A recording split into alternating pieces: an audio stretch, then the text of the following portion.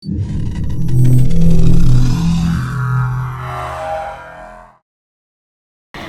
ನ್ಯೂಸ್ಗೆ ಸ್ವಾಗತ. ನಾನು ಪ್ರಿಯಾ. ಈಗ ಹೆಡ್ಲೈನ್ಸ್. ಪಹಲ್ಗಾಮ್ನಲ್ಲಿ ಪ್ರವಾಸಿಗರ ಮೇಲೆ ಉಗ್ರರ ದಾಳಿ, ಮೃತದೇಹಗಳನ್ನು ಗುರುತಿಸಲು ಕನ್ನಡಿಗರಿಗೆ ಸಚಿವ ಸಂತೋಷ್ ಲಾಡ್ ನೆರವು. ಕೇಂದ್ರ ಗೃಹ ಸಚಿವ ಅಮಿತ್ ಶಾ ಅವರಿಗೆ ವಿವರಣೆ ನೀಡಿದ ಸಚಿವ ಸಂತೋಷ್ ಲಾಡ್.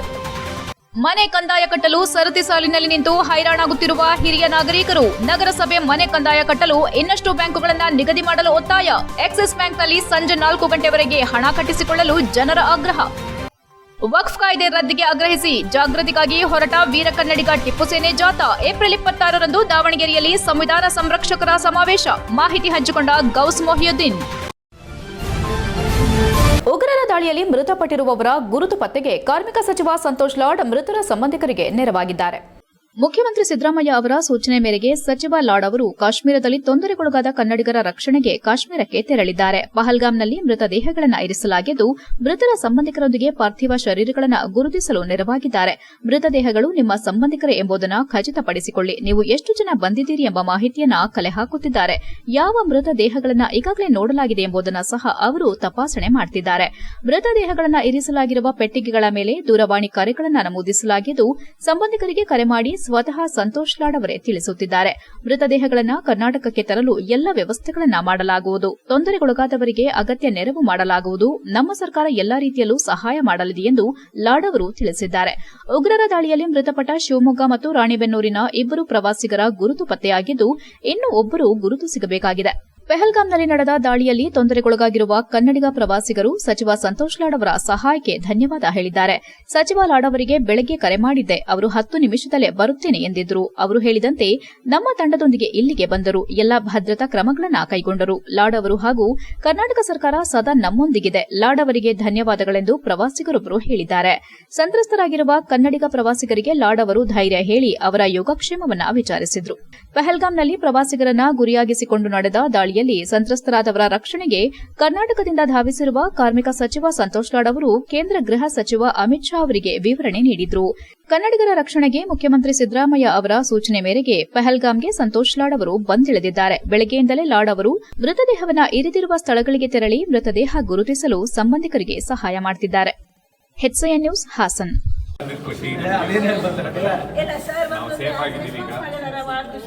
ನಾನು ಬೆಳಗ್ಗೆ ನಾನು ಲಾರ್ಡ್ ಸರ್ಗೆ ಫೋನ್ ಮಾಡಿದೆ. ನಾನು 10 ನಿಮಿಷದಲ್ಲಿ ಬರ್ತೇನೆ, ನೀವು 30 ಜನ ಇಲ್ಲೇ ಇರಲಿ ಅಂತೇಳಿ ನಮ್ಗೆ ಆಶ್ವಾಸನೆ ಕೊಟ್ಟರು. ಅವರು ಅರ್ಧ ಗಂಟೆ ಒಳಗೆ with their team arrived and given safety measures and government will always with us like that lord sir told. And More sir also supported lot. Thanks for Lord sir. ಊಟ ಮಾಡ್ತಿಲ್ಲ. Thanks sir.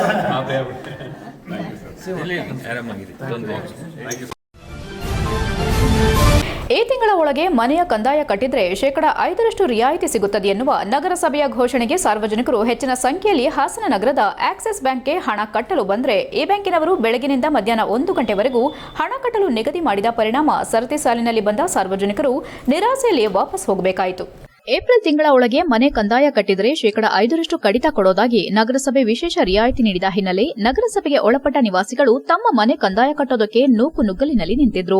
ನಗರಸಭೆಯೊಳಗೆ ಹಣ ಕಟ್ಟಲು ಒಂದು ಕಡೆ ಅವಕಾಶ ಮಾಡಿಕೊಟ್ಟಿದ್ರೆ, ಇನ್ನು BM ರಸ್ತೆ ಬಳಿ ಇರುವ ಆಕ್ಸಿಸ್ ಬ್ಯಾಂಕ್ನಲ್ಲಿ ಒಂದು ಕಡೆ ಹಣ ಕಟ್ಟಲು ಅವಕಾಶ ಕಲ್ಪಿಸಲಾಗಿದೆ. ನಗರಸಭೆಯಲ್ಲಿ ಸಂಜೆ 6 ಗಂಟೆವರೆಗೂ ಮನೆ ಕಂದಾಯ ಕಟ್ಟಲು ಅವಕಾಶ ನೀಡಿದರೆ, ಆಕ್ಸಿಸ್ ಬ್ಯಾಂಕ್ನಲ್ಲಿ ಕೇವಲ ಮಧ್ಯಾಹ್ನ 1 ಗಂಟೆವರೆಗೂ ಅವಕಾಶ ಕೊಟ್ಟಿರೋದು ಸಮಸ್ಯೆಯಾಗಿದೆ. ಇನ್ನು ಈ ಬ್ಯಾಂಕ್ನಲ್ಲಿ 2 ಕೌಂಟರ್ ಇದ್ದು, ಇದರಲ್ಲಿ ಬ್ಯಾಂಕ್ ಕಸ್ಟಮರ್ಗೆ 1 ಕೌಂಟರ್, ಮತ್ತೊಂದು ಕೌಂಟರ್ ನಗರಸಭೆ ಮನೆ ಕಂದಾಯ ಕಟ್ಟಲು ನಿಗದಿ ಮಾಡಿದ್ದಾರೆ. 1 ಕೌಂಟರ್ ನೀಡಿರೋದ್ರಿಂದ ಸರತಿ ಸಾಲು ಬ್ಯಾಂಕ್ ಒಳಗಿನಿಂದ ಹೊರಗೆ ಬಂದು ಜನರು ನಿಂತಿದ್ದಾರೆ. ಕೂಡಲೇ ಇನ್ನಷ್ಟು ಬ್ಯಾಂಕುಗಳಲ್ಲಿ ಹಣ ಕಟ್ಟಲು ಅವಕಾಶ ಮಾಡಿಕೊಡುವಂತೆ ಸಾರ್ವಜನಿಕರು ಮನವಿ ಮಾಡಿದ್ದಾರೆ. ಇದೇ ವೇಳೆ ಸಮಾಜ ಸೇವಕ ನಡಗೆರೆ ಕೃಷ್ಣಯ್ಯ ಮಾಧ್ಯಮದೊಂದಿಗೆ ಮಾತನಾಡಿ, ನಗರಸಭೆಯಲ್ಲಿ ಅವರವರ ಕಂದಾಯ ಕಟ್ಟೋದಕ್ಕೆ ಆಕ್ಸಿಸ್ ಬ್ಯಾಂಕ್ಗೆ ಚಲನ್ ಕೊಡಲಾಗುತ್ತಿದ್ದು, ರಾಷ್ಟ್ರೀಕೃತ ಬ್ಯಾಂಕುಗಳು ಎಂದರೆ ದಿನದ ಬೆಳಗಿನಿಂದ ಸಂಜೆ 4 ಗಂಟೆವರೆಗೂ ಕಾರ್ಯನಿರ್ವಹಿಸಬೇಕು. ಈ ಬ್ಯಾಂಕ್ನ ಸ್ವಇಚ್ಛೆಯಿಂದ ಮಧ್ಯಾಹ್ನ 1 ಗಂಟೆಗೆ ಬಂದ್ ಮಾಡುತ್ತಿದ್ದಾರೆ. ನಂತರ ಬಂದವರಿಗೆ ಹಣ ಕಟ್ಟಿಸಿಕೊಳ್ಳದೆ ವಾಪಸ್ ಕಳುಹಿಸುತ್ತಿದ್ದಾರೆ ಎಂದು ದೂರಿದ್ರು. ದಿನದ ಸಂಜೆ 4 ಗಂಟೆವರೆಗೂ ಕಾರ್ಯನಿರ್ವಹಿಸಬೇಕೆಂದು ಆಗ್ರಹಿಸಿದರು. HCN news, Hassan. ನಮಸ್ಕಾರ. ನಾನು ನಡಗೆರೆ ಕೃಷ್ಣಯ್ಯ ಅಂತ ಸಮಾಜ ಸೇವಕರು. ನಗರಸಭೆಯಲ್ಲಿ ಅವರವರ ಮನೆಯ ಕಂದಾಯ ಕಟ್ಟಲಿಕ್ಕೆ, ನಿವೇಶನದ ಅಥವಾ ಮನೆಗಳನ್ನು ಕಂದಾಯ ಕಟ್ಟಲಿಕ್ಕೆ ಆಕ್ಸಿಸ್ ಬ್ಯಾಂಕಿಗೆ ಚಲನ್ ಕೊಡ್ತಾ ಇದ್ದಾರೆ. ಎಕ್ಸಿಸ್ ಬ್ಯಾಂಕಲ್ಲಿ ಯಾವುದೇ ಬ್ಯಾಂಕ್ ಆದ್ರೂ ರಾಷ್ಟ್ರೀಕೃತ ಬ್ಯಾಂಕ್ಗಳ ವರ್ಕಿಂಗ್ ಅವರ್ಸ್ ಏನಪ್ಪ ಆದರೆ 4 ಗಂಟೆ ತನಕ ಇರಬೇಕು. ಆದರೆ ಇವರ ಸ್ವಇಚ್ಛೆಯಿಂದ ಮಧ್ಯಾಹ್ನ 1 ಗಂಟೆಗೆ ಕ್ಲೋಸ್ ಮಾಡ್ತಾ ಇದ್ದಾರೆ. ನಾವು ಮಧ್ಯಾಹ್ನ ಒಂದು 2 ಗಂಟೆಗೆ ಬಂದಿದ್ದೆ ನಿನ್ನೆ. ಸುಮಾರು ಒಂದು 50 ಜನ ಇದ್ದರು. ತಗೊಳ್ಳೋದಿಲ್ಲ ಅಂತ ವಾಪಸ್ ಕಳಿಸಿದ್ದಾರೆ. ಯಾಕೆಂದ್ರೆ ನಮ್ಮ ಉದ್ದೇಶ ಏನಪ್ಪ ಅಂದರೆ ಸಾರ್ವಜನಿಕರಿಗೆ ಅನುಕೂಲವಾಗುವಂಥ ಯಾವ HCI ನ್ಯೂಸ್ನಲ್ಲಿ ಈಗ ಒಂದು ಪುಟ್ಟ break. Welcome to Jaya International Public School, located in a peaceful, pollution-free area near RTO B. Katehalli, Hassan. Our experienced teachers use innovative methods to make learning engaging, providing personalized attention to each student. Each day begins with meditation and yoga for physical and mental well-being. Our assemblies combined learning and fun through inspiration presentation. We offer specialized classes in abacus, Vedic math and presentation for NEET and JEE. The robotic labs encourages innovative, while our modern labs and well-stocked library provide the best learning tools. Beyond academics, we offer hobby classes in dance, music, karate, art and drawing. Safety is ensured with CCTV cameras and GPS equipped transportation. Our routine includes sports to promote fitness and teamwork. Jaya International Public School fosters excellence and joy in learning. We also excited to announce opening of Unit 2 Jaya Techno School in the 2025-26 academic year at KSRTC Layout, Arsikere Road, Hassan, with digital classroom, high-tech lab and innovative learning method. Visit us today and enroll now.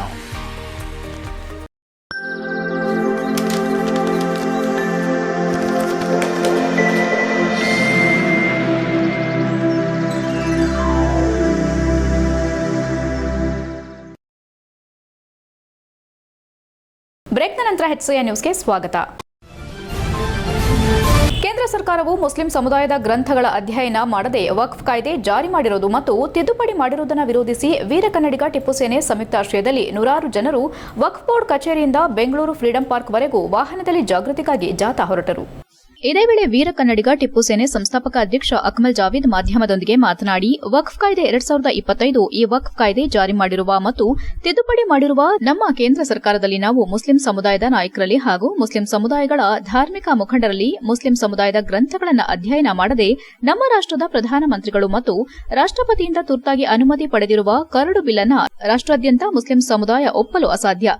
ಈ ಬಿಲ್ನಲ್ಲಿ ಬಹಳಷ್ಟು ಲೋಪದೋಷಗಳಿದ್ದು ಹಾಗೂ ಸದರಿ 10 ವರ್ಷಕ್ಕೂ ಅಧಿಕಾರದಲ್ಲಿದ್ದು ಭ್ರಷ್ಟಾಚಾರ ಮಾಡಿರುವ ವಕ್ಫ್ ಆಸ್ತಿಗಳು ಲೂಟಿ ಮಾಡಿರುವ ಪ್ರಭಾವಿಗಳ ಮೇಲೆ ಕ್ರಮಗಳೇನು, ಇದನ್ನ ತಿಳಿದುಕೊಳ್ಳಲು ನಾವುಗಳು ಸರ್ವಾನುಮತದಿಂದ ಕೇಂದ್ರ ಸರ್ಕಾರ ಹಾಗೂ ಪ್ರಧಾನಮಂತ್ರಿಯವರಿಗೆ ಪ್ರಶ್ನಿಸಿದ್ದು, ಇದಕ್ಕೆ ಮುಸ್ಲಿಂ ಸಮುದಾಯದವರು ಕೇಳುತ್ತಿರುವ ಪ್ರಶ್ನೆಗಳಿಗೆ ಪೂರ್ಣ ಪ್ರಮಾಣದ ಉತ್ತರ ನೀಡಬೇಕೆಂದು ವಿನಂತಿಸುತ್ತೇವೆ ಎಂದರು. ಇದಕ್ಕೂ ಮೊದಲು ಕಳೆದ 1 ದಿನಗಳಷ್ಟೇ ಜಮ್ಮು ಕಾಶ್ಮೀರದ ವಿಚಾರದಲ್ಲಿ ನಮ್ಮ ಮಂಜುನಾಥ್ ಎನ್ನುವ ಕನ್ನಡಿಗ ತನ್ನ ಪ್ರಾಣವನ್ನ ತ್ಯಾಗ ಮಾಡಿರುವುದು ನೋವಿನ ಸಂಗತಿ. ಬಹಳ ಕೆಟ್ಟ ಕೆಲಸ ಮಾಡಿದ್ದಾರೆ ಎಂದು ಇವರಿಗೆ ಶಾಂತಿ ಕೋರಿ 2 ನಿಮಿಷ ಮೌನಾಚರಿಸಿದರು. ಇದೇ ವೇಳೆ ಸಮಾಜ ಸೇವಕ ಅಜಂ ಖಾನ್, ವೀರ ಕನ್ನಡಿಗ ಟಿಪ್ಪು ಸೇನೆ ತಾಲೂಕು ಅಧ್ಯಕ್ಷ ಮುಷೀರ್ ಅಹಮದ್, ಅರ್ಕಲ್ಗೂಡು ತಾಲೂಕು ಅಧ್ಯಕ್ಷ ಜಮೀರ್ ಅಹಮದ್, ಸಕಲೇಶಪುರ ತಾಲೂಕು ಅಧ್ಯಕ್ಷ ಕಫೀಲ್ ಪಾಷಾ, ಚನ್ನರಾಯಪಟ್ಟಣ ತಾಲೂಕು ಅಧ್ಯಕ್ಷ ಫಾರೂಕ್ ಇತರರು ಉಪಸ್ಥಿತರಿದ್ದರು. HCI news Hassan. ನಮಸ್ಕಾರ. ನಾವು ವಕ್ಫ್ ಅಮೆಂಡ್ಮೆಂಟ್ ಬಿಲ್ಲಿನ ಒಂದು ಹೋರಾಟ ಬಹಳಷ್ಟು ತಿಂಗಳಿನಿಂದ ಶ್ರಮಪಟ್ಟು ಎಲ್ಲ ಸ್ನೇಹಿತರು ಒಗ್ಗೂಡಿ ಸ್ವಾಭಿಮಾನದ ಒಂದು ಹೋರಾಟನ ಹಮ್ಮಿಕೊಂಡಿದ್ವಿ. ಆದರೆ ನಿನ್ನೆ ಪುಲ್ವಾಮಾದು ಒಂದು ಜಮ್ಮು ಕಾಶ್ಮೀರದ್ದು ಒಂದು ವಿಚಾರ ನೋಡಿದ್ವಿ. ಆ ವಿಚಾರದಲ್ಲಿ ಬಹಳಷ್ಟು ನೋವು. ನಮ್ಮ ಮಂಜುನಾಥ್ ಅನ್ನುವ ಕನ್ನಡಿಗ ಏನು ತನ್ನ ಪ್ರಾಣ ತ್ಯಾಗ ಮಾಡ್ಕೊಂಡಿದ್ದಾನೆ, ಅದು ನೋವಿನ ಸಂಗತಿ. ಇದು ಒಂದು ಬಹಳ ಆಗದೆ ಇರುವಂತ ಕೆಟ್ಟ ಕೆಲಸನ ಮಾಡಿದ್ದಾರೆ. ಇದಕ್ಕೆ ನಮ್ಮ ಕೇಂದ್ರ ಸರ್ಕಾರ ಸಹ ಅಲ್ಲಿನ ರಾಜ್ಯ ಸರ್ಕಾರಕ್ಕೆ ವಜಾಗೊಳಿಸುವ ಕೆಲಸ ಮಾಡಬೇಕು. ನಾವು ಇಲ್ಲಿಂದ ಹೊರಡಬೇಕಾದ್ರೆ ಈಗ ಅವರ ಹೆಸರಿನಲ್ಲಿ 2 ನಿಮಿಷದ ಮೌನಾಚರಣೆ ಮಾಡೋಣ ಅಂತ ಹೇಳಿ ನಿನ್ನ ಎಲ್ಲ ನಮ್ಮ ಸಂಗಡಿಗರು ತೀರ್ಮಾನ ಮಾಡ್ಕೊಂಡು ನಾವಿಲ್ಲಿ ಬಂದಿದ್ದೀವಿ.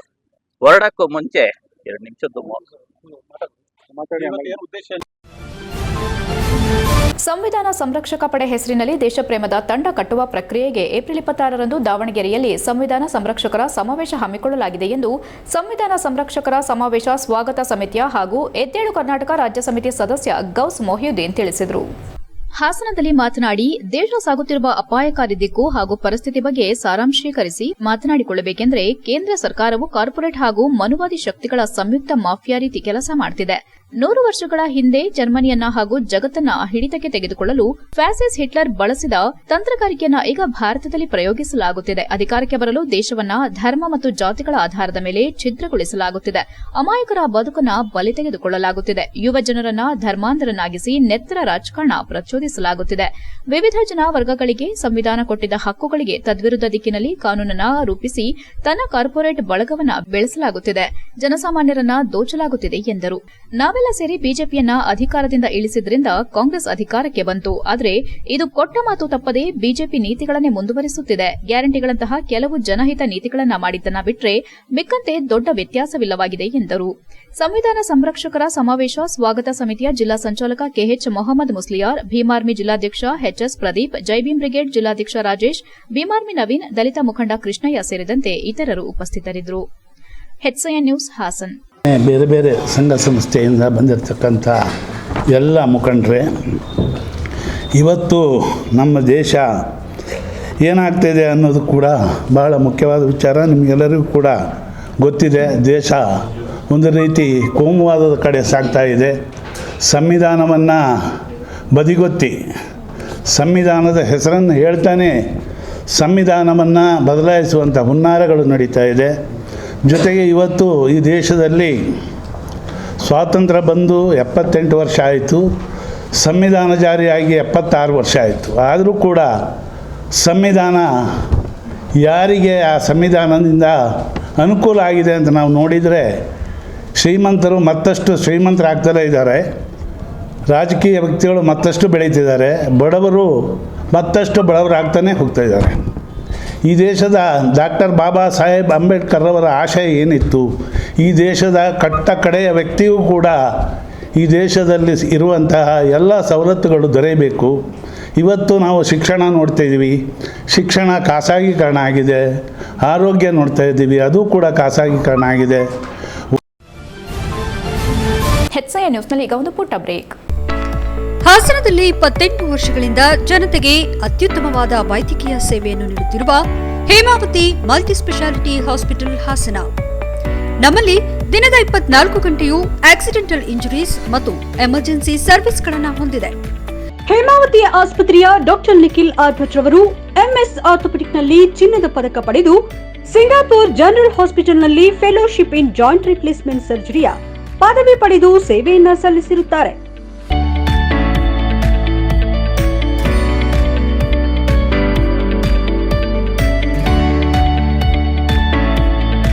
ನಮ್ಮಲ್ಲಿ ಆಂಬ್ಯುಲೆನ್ಸ್ ಸೇವೆಯೂ ಲಭ್ಯ. ಇನ್ನೇಕೆ ತಡ? ನೀವು ಯಾವುದೇ ಮೂಳೆ ಸಮಸ್ಯೆ ಹೊಂದಿದ್ದರೆ ಹಿಂದೆ ಭೇಟಿ ನೀಡಿ. ಹೇಮಾವತಿ ಮಲ್ಟಿ ಸ್ಪೆಷಾಲಿಟಿ ಹಾಸ್ಪಿಟಲ್, ಉತ್ತರ ಬಡಾವಣೆ, ಹಾಸನ. ಬ್ರೇಕ್ನ ನಂತರ HCN ನ್ಯೂಸ್ಗೆ ಸ್ವಾಗತ. ಹಾಸನ ನಗರದ ಮಹಾರಾಜ ಉದ್ಯಾನವನದಲ್ಲಿ ಭಾರತ ಸೇವಾದಳ ಮತ್ತು ಶಾಲಾ ಶಿಕ್ಷಣ ವತಿಯಿಂದ ವಿದ್ಯಾರ್ಥಿ ನಾಯಕತ್ವ ಮತ್ತು ವಿಶೇಷ ಬೇಸಿಗೆ ಶಿಬಿರ ಚಿಣ್ಣರ ಚಿಲಿಪಿಲಿ ಕಲರವ ಮೇಳ 2025 ಶಿಬಿರ ಪ್ರಾರಂಭಿಸಲಾಗಿದೆ ಎಂದು ಭಾರತ ಸೇವಾದಳದ ವಲಯ ಸಂಘಟಕಿ VS ರಾಣಿ ತಿಳಿಸಿದರು. ದಿನಾಂಕ 15/4/2025ರಿಂದ 25/4/2025ರವರೆಗೆ 10 ದಿನಗಳ ಕಾಲ ಪ್ರಾರಂಭವಾಗಲಿದ್ದು, ಶಿಬಿರದಲ್ಲಿ ಹಲವಾರು ತರಗತಿಗಳನ್ನು ನಡೆಸಲಾಗುತ್ತಿದೆ. ಚಿತ್ರಕಲೆ, ಕರಕುಶಲ ಕಲೆಗಳು, ದೇಶಭಕ್ತಿ ಗೀತೆಗಳು, ನೃತ್ಯಗಳು, ಅಭಿನಯ ಗೀತೆಗಳು, ಯೋಗ, ಧ್ಯಾನ, ಪ್ರಾಣಾಯಾಮ ಮತ್ತು ಮುಖವಾಡ ತಯಾರಿಕೆ ಹಾಗೂ ರಾಷ್ಟ್ರಧ್ವಜ, ರಾಷ್ಟ್ರಗೀತೆಯ ಮಾಹಿತಿ ಮತ್ತು ವಿಶೇಷವಾಗಿ ಹಲವಾರು ಸ್ಪರ್ಧೆಗಳು, ಬೆಂಕಿ ಇಲ್ಲದ ಅಡುಗೆ ತಯಾರಿಕೆ ಮತ್ತು ಮನೆಯಿಂದ ತಯಾರಿಸಿದ ಊಟವನ್ನು ತಂದು ಹಂಚಿ ತಿನ್ನುವ ವಿಶೇಷ ಅಭ್ಯಾಸ ಮತ್ತು ಮಕ್ಕಳ ವ್ಯಾಪಾರ ಸಂತೆ, ಮಕ್ಕಳಿಗೆ ಈಜು, ಕರಾಟೆ, ಮಲ್ಲಕಂಬಗಳ ಅಭ್ಯಾಸ ಹೀಗೆ 10 ಹಲವಾರು ತರಗತಿಗಳು, ಜೊತೆಗೆ ಬಾಲಕಾರ್ಮಿಕ ಪದ್ಧತಿ ಮತ್ತು ಬಾಲಾಪರಾಧ ಸಂಚಾರಿ ನಿಯಮಗಳ ಪಾಲನೆ ಹಲವಾರು ವಿಚಾರಗಳನ್ನು ಮಕ್ಕಳಿಗೆ ಕಲಿಸುತ್ತಿದ್ದೇವೆ ಎಂದರು. ಪ್ರವಾಸ ಕೂಡ ಇದ್ದು ಸುಮಾರು 40 ಶಾಲೆ ಮಕ್ಕಳು ಈ ಶಿಬಿರದಲ್ಲಿ ಪಾಲ್ಗೊಂಡಿದ್ದಾರೆ ಎಂದು ಮಾಹಿತಿ ನೀಡಿದರು. ಸೋಮವಾರದಂದು ವಿಶೇಷವಾಗಿ ಚಿತ್ರಕಲಾ ಶಿಕ್ಷಕರಾಗಿರುವಂತಹ ಆರ್ ಶಿವಕುಮಾರ್ ಚಿತ್ರಕಲೆ ಮತ್ತು ಕರಕುಶಲಗಳ ಕಲೆಯನ್ನ ತಯಾರಿಸುವ ಬಗ್ಗೆ ಮಾಹಿತಿ ನೀಡಿದರು. ಪ್ರತಿನಿತ್ಯವೂ ಮಕ್ಕಳಿಗೆ ಶಾರೀರಿಕ ವ್ಯಾಯಾಮ ಮತ್ತು ಅಭ್ಯಾಸಗಳನ್ನು ಮಾಡಿಸಲಾಗುತ್ತಿದ್ದು, ವಿಶೇಷವಾಗಿ ಒಗಟು ಬಿಡಿಸೋದು, ನಾಲಿಗೆ ನುಲಿಗಳು ಮತ್ತು ಕತೆ ಹೇಳುವ ತರಗತಿಗಳನ್ನು ವಿದ್ಯಾಸೌಧ ಶಾಲೆಯ ಶಿಕ್ಷಕಿಯಾದಂತಹ ಶ್ರೀಮತಿ ಕೆಎ ಸವಿತಾ ನಡೆಸಿಕೊಟ್ಟರು ಮತ್ತು ಕರಕುಶಲ ಕಲೆಯನ್ನ ಶ್ರೀಮತಿ ರಶ್ಮಿ ಭಾಸ್ಕರ್ ಅವರು ಹೇಳಿಕೊಟ್ಟರು. ಭಾರತ್ ಸೇವಾದಳದ ವಲಯ ಸಂಘಟಕರಾದ ಶ್ರೀಮತಿ ರಾಣಿ ವಿಎಸ್ ಅವರು ಶಿಬಿರದ ಆಯೋಜನೆ ಮಾಡೋದ್ರೊಂದಿಗೆ ಮಕ್ಕಳಿಗೆ ವಿಶೇಷವಾಗಿ ಊಟೋಪಚಾರ, ಲಘು ಉಪಹಾರ ಮತ್ತು ಶಿಬಿರದ ಸಂಪೂರ್ಣ ಆಯೋಜನೆಯನ್ನ ಮಾಡೋದ್ರೊಂದಿಗೆ ಮಕ್ಕಳಿಗೆ ಸೇವಾದಳ ಗೀತೆಗಳ ಅಭ್ಯಾಸ, ಸೇವಾದಳದ ಸಂಘಟನೆ, ಶಾಖೆಗಳ ಸಂಘಟನೆ, ವಿದ್ಯಾರ್ಥಿ ನಾಯಕತ್ವದ ಬಗ್ಗೆ ಮಾಹಿತಿ ನೀಡಿದರು. ಈ ದಿನದ ಶಿಬಿರಕ್ಕೆ ಇಂದು ಮುಖ್ಯ ಅತಿಥಿಯಾಗಿ ಕ್ಯಾಪ್ಟನ್ ಜಯರಾಮ್ ಅವರು ಆಗಮಿಸಿ ಮಕ್ಕಳಿಗೆ ಶುಭ ಕೋರಿದರು. HCN news Hassan. ಎಲ್ಲರಿಗೂ ಜೈ ಹಿಂದ್. ಈಗಾಗಲೇ ಶಾಲಾ ಶಿಕ್ಷಣ ಇಲಾಖೆ ಮತ್ತು ಭಾರತ್ ಸೇವಾದಳ ಜಿಲ್ಲಾ ಸಮಿತಿ ವತಿಯಿಂದ ಭಾರತ್ ಸೇವಾದಳ ಜಿಲ್ಲಾ ಕಚೇರಿ ಆವರಣ ಮಹಾರಾಜ ಪಾರ್ಕ್ನಲ್ಲಿ ಬೇಸಿಗೆ ಶಿಬಿರದ ವಿಶೇಷ ಚಿಣ್ಣರ ಚಿಲಿಪಿಲಿ ಕಲರವ ಮೇಳವನ್ನು ಏರ್ಪಡಿಸಲಾಗಿದ್ದು, ಇದು ದಿನಾಂಕ 15/4/2025 ರಿಂದ 25/4/2025 10 ದಿನಗಳ ಕಾಲ ನಾವು ಶಿಬಿರವನ್ನು ಆಯೋಜನೆ ಮಾಡಲಾಗಿದೆ. ಈ ಶಿಬಿರದಲ್ಲಿ ಸುಮಾರು 40 ಶಾಲೆಯ ಮಕ್ಕಳು ಭಾಗವಹಿಸಿದ್ದಾರೆ. ತುಂಬಾ ಸಂತೋಷದಿಂದ ಎಲ್ಲ ವಿಚಾರಗಳನ್ನು ಕಲಿತಾ ಇದ್ದಾರೆ. ಮುಖ್ಯವಾಗಿ ರಾಷ್ಟ್ರಧ್ವಜ, ರಾಷ್ಟ್ರಗೀತೆ ಮತ್ತು ರಾಷ್ಟ್ರೀಯ ಭಾವೈಕ್ಯತೆ ಮತ್ತು ಚಿತ್ರಕಲೆ, ಕರಕುಶಲ ಕಲೆಗಳ ಬಗ್ಗೆ ಕಲಿತಕ್ಕಂಥದ್ದು, ಮುಖವಾಡ ತಯಾರಿಕೆಯನ್ನು ಕಲಿತಕ್ಕಂಥದ್ದು, ಹಲವಾರು ವಿಧದ ದೇಶಭಕ್ತಿ ಗೀತೆಗಳು ಮತ್ತು ಜಾನಪದ ಗೀತೆಗಳು, ಸ್ವಾಭಿನಯ ಗೀತೆಗಳ ಅಭ್ಯಾಸವನ್ನು, ನೃತ್ಯವನ್ನು ಕಲಿತಕ್ಕಂಥದ್ದು. ಮತ್ತು ಅದರಲ್ಲೂ ವಿಶೇಷ ಅಂತಂದರೆ ಈ ವರ್ಷ ಮಲ್ಲಕಂಬದ ಅಭ್ಯಾಸವನ್ನು ಮಾಡಿಸ್ತಾ ಇರ್ತಕ್ಕಂಥದ್ದು. ಜೊತೆಗೆ ಕರಾಟೆ, ಯೋಗ, ಧ್ಯಾನ ಮುಂತಾದ ಅಭ್ಯಾಸಗಳನ್ನು ಮಕ್ಕಳು ತುಂಬ ಆಸಕ್ತಿಯಿಂದ ಕಲಿತಾ ಇದ್ದಾರೆ. ಇದರಲ್ಲಿ ವಿಶೇಷ ಅಂತ ಹೇಳಿದ್ರೆ ಕನ್ನಡದಲ್ಲಿ ಈ ಸಲ ಸರ್ಕಾರಿ ಶಾಲೆಯ ಮಕ್ಕಳು ಕೂಡ ಗೋಪನಹಳ್ಳಿಯಿಂದ ದಿನ ಕೂಡ ಬಸ್ಸಲ್ಲಿ ಬಂದು ಪ್ರತಿಯೊಂದು ಎಂಟ್ರಿ. ಮೇ 5ರಿಂದ 7ರವರೆಗೂ ನಗರದಲ್ಲಿ ನಡೆಯುವ ಈ ಯೋಗ ಆನಂದ ಮಹೋತ್ಸವಕ್ಕೆ ಮೊದಲ ಬಾರಿಗೆ ಪೂಜ್ಯ ಸ್ವಾಮಿ ಪರಮಾರ್ಥ ದೇವ್ ಗುರೂಜಿ ಆಗಮಿಸಲಿದ್ದು, ಅವರ ಅನುಭವವನ್ನು ಹಾಸನದ ಜನತೆಗೆ ದಾರಿ ಎರೆಯಲಿದ್ದಾರೆ ಎಂದು ಪತಂಜಲಿ ಕರ್ನಾಟಕ ರಾಜ್ಯ ಪ್ರಭಾರಿ ಭಾವರ್ಲಾಲ್ಜಿ ಆರ್ಯ ತಿಳಿಸಿದರು. ಹಾಸನ ನಗರದ ರಿಂಗ್ ರಸ್ತೆ ಸತ್ಯಮಂಗಲ ಕೆರೆ ಉದ್ಯಾನವನದಲ್ಲಿ ಉದ್ಭವ ಗಣಪತಿ ಯೋಗ ಕೇಂದ್ರದಲ್ಲಿ ಸೋಮವಾರ ಬೆಳಗ್ಗೆ ಹಮ್ಮಿಕೊಳ್ಳಲಾಗಿದ್ದ 3 ದಿನಗಳ ಉಚಿತ ಯೋಗ ಧ್ಯಾನ ಪ್ರಾಣಾಯಾಮ ಶಿಬಿರದಲ್ಲಿ ಮಹಾ ಸತ್ಸಂಗವನ್ನ ಶಿಬಿರಾರ್ಥಿಗಳಿಗೆ ಹೇಳಿಕೊಟ್ಟ ನಂತರ ಉದ್ದೇಶಿಸಿ ಮಾತನಾಡಿದ ಅವರು, ಮೇ 5ರಿಂದ 7ರವರೆಗೂ ನಗರದ ಚನ್ನರಾಯಪಟ್ಟಣದಲ್ಲಿರುವ ಗೋಮತಿ ಕಲ್ಯಾಣ ಮಂಟಪದ ಆವರಣದಲ್ಲಿ 3 ದಿನಗಳ ಪತಂಜಲಿ ಯೋಗ ಪೀಠದ ವತಿಯಿಂದ ಹಾಸನ ನಗರದಲ್ಲಿ ಯೋಗ ಮಹೋತ್ಸವ ನಡೆಯಲಿದೆ. ಈ ಶಿಬಿರದ ಬಗ್ಗೆ ಮಾರ್ಗದರ್ಶನ ಮಾಡಲು ಪತಂಜಲಿ ಯೋಗ ಪೀಠ, ಹರಿದ್ವಾರದಿಂದ ಪತಂಜಲಿ ಯೋಗ ಸಮಿತಿ, ಭಾರತ್ ಸ್ವಾಭಿಮಾನ್ ಈ ಸಂಘಟನೆಯ ಮುಖ್ಯ ಕೇಂದ್ರೀಯ ಪ್ರಭಾರಿಗಳಿದ್ದು, ಪೂಜ್ಯ ಸ್ವಾಮಿ ಪರಮಾರ್ಥ ದೇವ್ ಗುರೂಜಿ ಅವರು ಹಾಸನ ನಗರಕ್ಕೆ ಮೊದಲ ಬಾರಿಗೆ ಆಗಮಿಸುತ್ತಿದ್ದಾರೆ. ಈ ಶಿಬಿರವು ಹಾಸನ ನಗರ ಮತ್ತು ಸುತ್ತಮುತ್ತಲೂ ಇರುವ ನಾಗರಿಕರಿಗಾಗಿ ಒಂದು ಅದ್ಭುತ ಅವಕಾಶ ಸಿಗಲಿದೆ ಎಂದರು. ಈ ಶಿಬಿರಕ್ಕೆ ಹೆಚ್ಚಿನ ಸಂಖ್ಯೆಯಲ್ಲಿ ಆಗಮಿಸಿ ಇದರ ಸದುಪಯೋಗ ಪಡೆದುಕೊಳ್ಳುವಂತೆ ಮನವಿ ಮಾಡಿದರು. ಶಿಬಿರದ ಆರಂಭಕ್ಕೂ ಮುನ್ನ ಅಗ್ನಿಹೋತ್ರ ನಡೆಸಲಾಯಿತು. ಕೊನೆಗೆ ಶಾಂತಿ ಮಂತ್ರ ಹೇಳಿ ಸಿಂಹ ಘರ್ಜನೆ ಮಾಡೋದ್ರ ಮೂಲಕ ಯೋಗ ಶಿಬಿರ ಮುಕ್ತಾಯಗೊಳಿಸಿದ್ರು.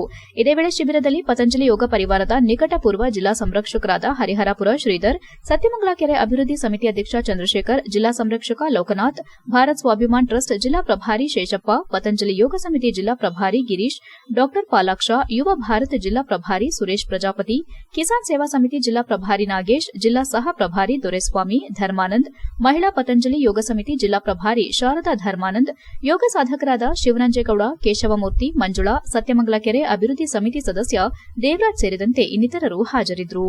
HCN news Hassan. ಆರಂಭ ಆಗುತ್ತದೆ, ಪ್ರತಿಯೊಬ್ಬರು ಅದರಲ್ಲಿ ಭಾಗಿಯಾಗಬೇಕು. ಎರಡನೇದು ಭಾನುವಾರ ದಿನ, ಅದು 4ಕ್ಕೆ ಭಾನುವಾರ ಇದೆ. Very good. ಭಾನುವಾರ ಇದೆ, ಸಾಯಂಕಾಲ ಎಲ್ಲಿ ಪಿಕ್ನಿಕ್ ಇಟ್ಕೋಬೇಡಿ. ದಯವಿಟ್ಟು ಈ ಯೋಗ ಮಹೋತ್ಸವದ ಸಂದೇಶವನ್ನು ಹಾಸನ ನಗರದ ಜನತೆಗೆ ನೀಡಲಿಕ್ಕೆ ನಾವು ಆ ಒಂದು ಆಯೋಜನೆ ಮಾಡಿದ್ದೀವಿ. ಪತಂಜಲಿ ಯೋಗಪೀಠ ಹರಿದ್ವಾರದಿಂದ ಪರಮ ಪೂಜ್ಯ ಸ್ವಾಮಿ ಪರಮಾರ್ಥ ದೇವ್ ಗುರೂಜಿ ನಮ್ಮ ಹಾಸನ ನಗರಕ್ಕೆ ಮೊದಲ ಬಾರಿಗೆ ಬರ್ತಾ ಇದ್ದಾರೆ. ಸ್ವಾಮಿ ರಾಮದೇವ್ ಗುರೂಜಿ ಅವರ ನಂತರ ಸಂಪೂರ್ಣ ದೇಶದಲ್ಲಿ ಈ ಯೋಗದ ಯಾತ್ರೆ ಮಾಡುವಂತ ಮಹಾನ್ ತಪಸ್ವಿ ನಮ್ಮ ನಗರಕ್ಕೆ ಬರೋದೇ ನಮ್ಮ ಸೌಭಾಗ್ಯ. ಅದರಿಂದ HCN ನ್ಯೂಸ್ನಲ್ಲಿ ಈಗ ಒಂದು ಪುಟ್ಟ ಬ್ರೇಕ್.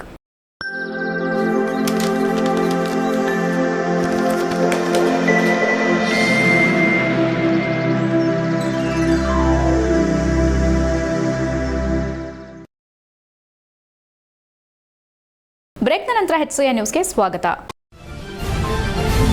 ನಮ್ಮಗಳಲ್ಲೇ ಬಿರುಕುಂಟು ಮಾಡುವ ಅನೇಕ ಶಕ್ತಿಗಳು ಸಮಾಜದಲ್ಲಿವೆ. ಅವೆಲ್ಲವನ್ನ ಮೆಟ್ಟಿ ನಿಂತು ಒಗ್ಗಟ್ಟಾಗಬೇಕೆಂದು ಹಾಗೂ ಎಲ್ಲರೂ ಒಂದೇ ಎಂಬಂತೆ ಸಾಮರಸ್ಯದಿಂದ ಸಹೋದರರಂತೆ ಜೀವನ ನಡೆಸಬೇಕೆಂದು SC/ST ಪ್ರಾಥಮಿಕ ಮತ್ತು ಮಾಧ್ಯಮಿಕ ಶಿಕ್ಷಣ ಸಂಘದ ಜಿಲ್ಲಾಧ್ಯಕ್ಷ ದೊಡ್ಡಮಗೆ ರಾಜೇಂದ್ರ ಕರೆ ನೀಡಿದರು. ಹಾಸನ ನಗರದ ಕನ್ನಡ ಸಾಹಿತ್ಯ ಪರಿಷತ್ತು ಭವನದಲ್ಲಿ ಜಿಲ್ಲಾ ಬಾಬು ಜಗಜೀವನರಾಮ್ ಕ್ಷೇಮಾಭಿವೃದ್ಧಿ ಸಂಘದ ವತಿಯಿಂದ ಡಾ ಬಿಆರ್ ಅಂಬೇಡ್ಕರ್ ಅವರ 134ನೇ ಜನ್ಮ ದಿನಾಚರಣೆ ಮತ್ತು ಮಾಜಿ ಉಪ ಪ್ರಧಾನಿ ಡಾ ಬಾಬು ಜಗಜೀವನರಾಮ್ ರವರ 118ನೇ ಜನ್ಮ ದಿನಾಚರಣೆಯನ್ನ ಜ್ಯೋತಿ ಬೆಳಗಿ ಭಾವಚಿತ್ರಕ್ಕೆ ಪುಷ್ಪಾರ್ಚನೆ ಮಾಡೋದ್ರ ಮೂಲಕ ಚಾಲನೆ ನೀಡಿ ಮಾತನಾಡಿದ ಅವರು, ಬಾಬು ಜಗಜೀವನರಾಮ್ ರವರು ಹಾಗೂ ಅಂಬೇಡ್ಕರ್ ಅವರು, ಸೇವಾಲಾಲ್ ರವರು ಮತ್ತು ಮಹರ್ಷಿ ವಾಲ್ಮೀಕಿ ಅವರ ಜನ್ಮ ದಿನಾಚರಣೆ ಮಾಡೋದು ಇತರರಿಗೂ ಮಾದರಿಯಾಗಲಿದೆ ಎಂಬುದನ್ನು ಎಲ್ಲರೂ ಅರಿತುಕೊಳ್ಳಬೇಕು. ಎಲ್ಲಾ ಮಹನೀಯರು ತಮ್ಮ ಜೀವನದಲ್ಲಿ ಎಲ್ಲಾ ಸಮುದಾಯದ ಅಭ್ಯುದಯಕ್ಕಾಗಿ ಅನುಭವಿಸಿದ ಕಷ್ಟ, ನೋವು, ನಲಿವುಗಳ ಬಗ್ಗೆ ನಾವೆಲ್ಲ ತಿಳಿಯಬೇಕಿದೆ ಎಂದರು. ಇನ್ನು ಈ ಎಲ್ಲ ಮಹನೀಯರು ದೀನ ದಲಿತರಷ್ಟೇ ಅಲ್ಲದೆ ಸರ್ವ ಜನಾಂಗಕ್ಕೆ ಅನುಕೂಲ ಮಾಡಿಕೊಡುವ ನಿಟ್ಟಿನಲ್ಲಿ ದಿಟ್ಟ ನಿರ್ಧಾರಗಳನ್ನು ತೆಗೆದುಕೊಳ್ಳುವ ಮೂಲಕ ಪ್ರಸ್ತುತ ಸಮಾಜಕ್ಕೆ ಮಾದರಿಯಾಗಿದ್ದಾರೆ. ಈ ಎಲ್ಲ ಮಹನೀಯರು ನಮಗೆ ಹಾಗೂ ನಮ್ಮ ಮುಂದಿನ ಪೀಳಿಗೆಗೂ ತಿಳಿಸುವ ಮೂಲಕ ಮಹನೀಯರ ಜನ್ಮ ದಿನಾಚರಣೆಯನ್ನ ಆಚರಿಸುವ ಉದ್ದೇಶ ಎಲ್ಲರಿಗೂ ತಿಳಿಯುವಂತಾಗಬೇಕೆಂದು ಕಿವಿಮಾತು ಹೇಳಿದರು.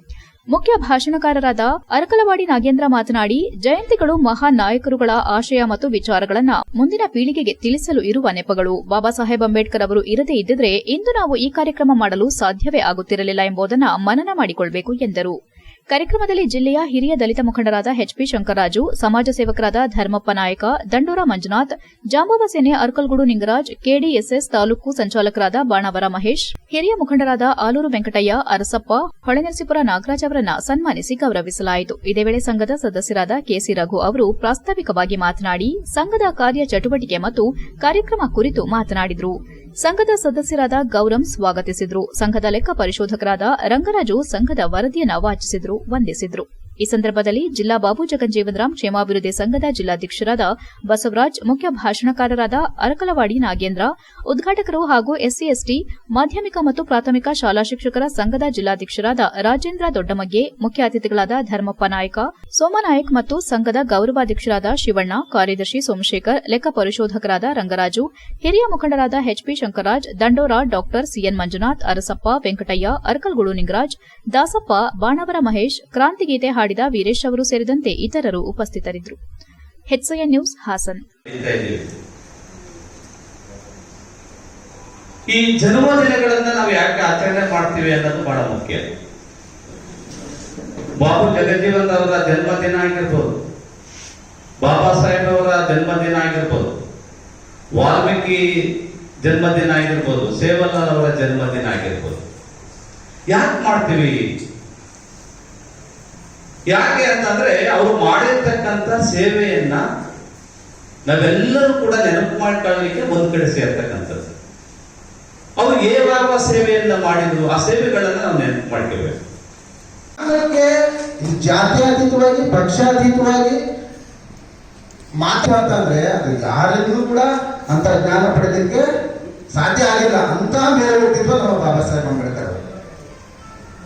ಹಾಗಾಗಿ ಅವರು ತನ್ನದೇ ಆದಂತಹ ನಿಲುವುಗಳನ್ನ, ಏನು ಈ ಸಮುದಾಯಕ್ಕೆ ಸಖತ್ ಏನೊಂದು ನೊಂದವರ ಧ್ವನಿಯಾಗಿ ಅವರು ನಮ್ಮೆಲ್ಲರ ಆಶಾಕಿರಣವಾಗಿ ಉದಯಿಸ್ತಾರೆ. ಅವರದೇ ಆದಂತಹ ಸಕಲೇಶಪುರ ತಾಲೂಕಿನ ಹೆತ್ತೂರು ಹೋಬಳಿಯ ಕರಡಿಗಾಲ ಗ್ರಾಮದ ಮಾಜಿ ಸೈನಿಕ KG ಧರ್ಮರಾಜ್ ಹಾಗೂ ರಮ್ಯಾ ದಂಪತಿಯ ಇಬ್ಬರು ಮಕ್ಕಳು ಕಜಕಿಸ್ತಾನ್ನಲ್ಲಿ ನಡೆದ ಏಷ್ಯಾ ಕರಾಟೆ ಚಾಂಪಿಯನ್ಶಿಪ್ನಲ್ಲಿ ಚಿನ್ನ ಹಾಗೂ ಕಂಚು ಪದಕ ಪಡೆದು ದೇಶಕ್ಕೆ ಹಾಗೂ ನಾಡಿಗೆ ಕೀರ್ತಿ ತಂದಿದ್ದಾರೆ. ಕಜಕಿಸ್ತಾನದ ಉರಾಲ್ಸ್ಕ್ನಲ್ಲಿ ವಿಶ್ವ ಕರಾಟೆ ಒಕ್ಕೂಟದ ಅಧ್ಯಕ್ಷ ವಿಯಾಚೆಸ್ಲಾವ್ ಟಿಮೋಫೇವ್ ಅಧ್ಯಕ್ಷತೆಯಲ್ಲಿ ಏಪ್ರಿಲ್ 19ರಿಂದ 20, 2025 ಏಷ್ಯನ್ ಕರಾಟೆ ಚಾಂಪಿಯನ್ಶಿಪ್ ನಡೆಯಿತು. ಒಟ್ಟು 11 ದೇಶಗಳು ಈ ಕರಾಟೆ ಪಂದ್ಯಾವಳಿಯಲ್ಲಿ ಭಾಗವಹಿಸಿದವು. ಭಾರತ ದೇಶದಿಂದ ಬೆಂಗಳೂರು ಮಿಲಿಟರಿ ಶಾಲೆಯ ಒಕಿನಾವಾ ಗೊಚುಕನ್ ಕರಾಟೆ ಡೂ ತರಬೇತಿ ಶಾಲೆಯಿಂದ 9 ಕ್ರೀಡಾಪಟುಗಳು, ತರಬೇತುದಾರ ಚಲ್ಲಾದುರೈ ಸಿವಾಲ ಪೆರಿಯಾರ್ನಿಂದ ತರಬೇತಿ ಪಡೆದು ಭಾಗವಹಿಸಿದ್ರು. ಜೂನಿಯರ್ ವಿಭಾಗದಲ್ಲಿ ಕರಾಟೆ ಕಟಾ ವಿಭಾಗದಲ್ಲಿ 11 ವರ್ಷದ ಭಗತ್ ಗೌಡ ಕಂಚು 3ನೇ ಸ್ಥಾನ ಪಡೆದರು ಹಾಗೂ ಜೂನಿಯರ್ ವಿಭಾಗದ 7 ವರ್ಷದ ನಿಧಿನ್ ಗೌಡ ಚಿನ್ನ ಪಡೆದರು. ನಮ್ಮ ಭಾರತೀಯ ಕರಾಟೆ ತಂಡವು 1 ಚಿನ್ನದ ಪದಕ, 3 ಬೆಳ್ಳಿ ಪದಕ ಮತ್ತು 3 ಕಂಚಿನ ಪದಕಗಳನ್ನು ಗೆದ್ದಿದೆ. ಏಷ್ಯನ್ ಕರಾಟೆ ಚಾಂಪಿಯನ್ಶಿಪ್ನಲ್ಲಿ ಒಟ್ಟು 7 ಜನರು ಪದಕಗಳನ್ನು ಪಡೆದರು.